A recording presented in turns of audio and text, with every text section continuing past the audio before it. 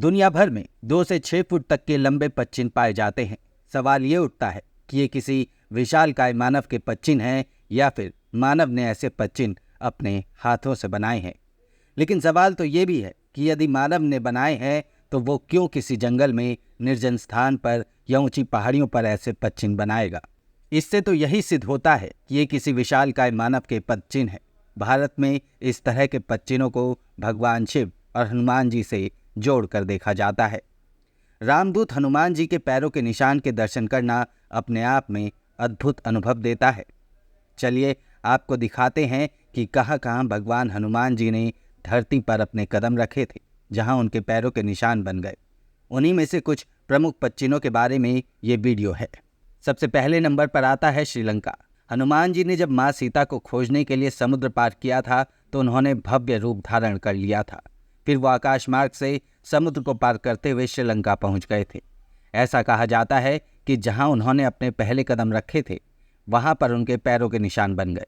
ये निशान आज भी श्रीलंका में मौजूद हैं, जिसे हनुमान पद कहा जाता है। इसके बाद लेपाक्षी में भी हनुमान पदों को देखा जा सकता है। श्री राम हनुमान जी के साथ यहाँ पर दर्द से तड़प रहे जटायु से मिले थे। राम ने यहाँ जटायु को मोक्ष प्राप्त करने में मदद की और 2 शब्द कहे थे, ले पक्षी, जिसका तेलुगु में मतलब होता है पक्षी उदय। यहाँ आपको बहुत बड़े पैरों के छाप मिलेंगे। इन पैरों के निशान के बारे में कहा जाता है कि ये हनुमान जी के पैरों के निशान हैं। ये लेपाक्षी मंदिर आंध्र प्रदेश के अनंतपुर जिले में है। इस मंदिर की दक्षिण भारत में बड़ी मान्यता है। पैरों के इस निशान को लेकर कई मान्यताएं हैं। कोई कहता है कि ये देवी दुर्गा के पैर हैं, कोई इसे श्री राम का निशान मानता है, लेकिन इस मंदिर का इतिहास जानने वाले इसे माँ सीता का पैर मानते हैं। ऐसा माना जाता है कि जटायु के घायल होने के बाद माँ सीता ने जमीन पर आकर खुद अपने पैरों का ये निशान छोड़ा था और जटायु को भरोसा दिलाया था कि जब तक भगवान राम यहाँ नहीं आते, यहाँ मौजूद पानी जटायु को जिंदगी देता रहेगा।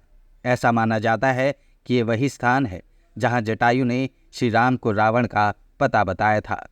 यहाँ मौजूद एक अद्भुत शिवलिंग है, रामलिंगेश्वर, जिसे जटायु के अंतिम संस्कार के बाद भगवान राम ने खुद स्थापित किया था। पास में ही एक और शिवलिंग है, हनुमान लिंगेश्वर।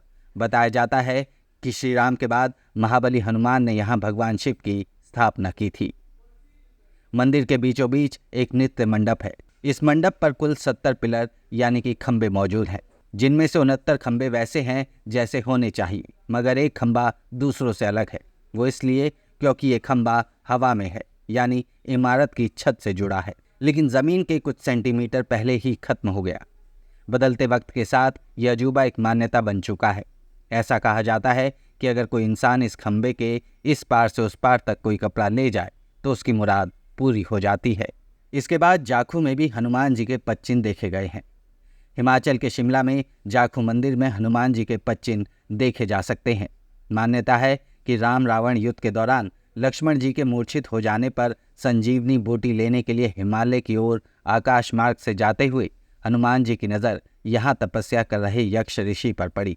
बाद में इसका नाम यक्ष ऋषि के नाम पर ही यक्ष से याक, याक से याकू, याकू से जाकू तक बदलता गया।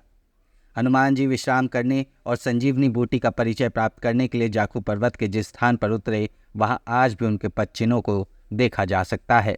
मलेशिया में भी हनुमान जी के पच्चीन देखे गए हैं। मलेशिया के पेनांग में एक मंदिर के भीतर हनुमान जी के पैरों के निशान है। भक्त अपने अच्छे भाग्य के लिए इस पच्चीन पर सिक्के फेंकते हैं। थाईलैंड में राम के नाम से रामायण प्रचलित है। इसका प्राचीन नाम सियाम था।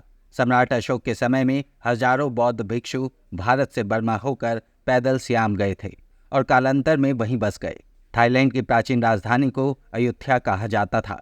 ये प्राचीन राजधानी वर्तमान राजधानी बैंकॉक से करीब 40 किलोमीटर की दूरी पर है। इनके साथ ही अंजनेरी पर्वत पर भी हनुमान जी के पद देखे गए हैं। 5000 फुट की ऊंचाई पर बना आस्था का ऐसा परम धाम जहां आज भी मिलते हैं पवन पुत्र हनुमान के पैरों के निशान। कहते हैं कि यहीं से बाल हनुमान के मुख में समा गए थे सूर्यदेव। जानकार लोग कहते हैं कि आकाश के सूर्य नहीं बल्कि सूर्य नामक देवता को उन्होंने अपने मुख में समा लिया था।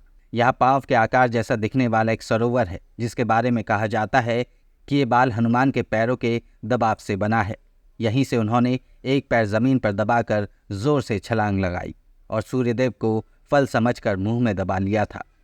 जब इंद्रदेव को यह ज्ञात हुआ तो उन्होंने हनुमान जी के मुख पर वज्र का प्रहार किया, जिसके बाद उनका मुंह लाल हो गया और सूर्यदेव मुंह से बाहर निकल आए। अंजनेरी पर्वत पर बना ये सरोवर आज भी उस घटना की याद दिलाता है। ये मान्यता है कि इसके पानी को छूना बजरंगबली के चरण स्पर्श करने के बराबर है। ये पर्वत महाराष्ट्र के नासिक के पास है। कैसी लगी आपको ये वीडियो हमें कमेंट करके ज़रूर बताएं।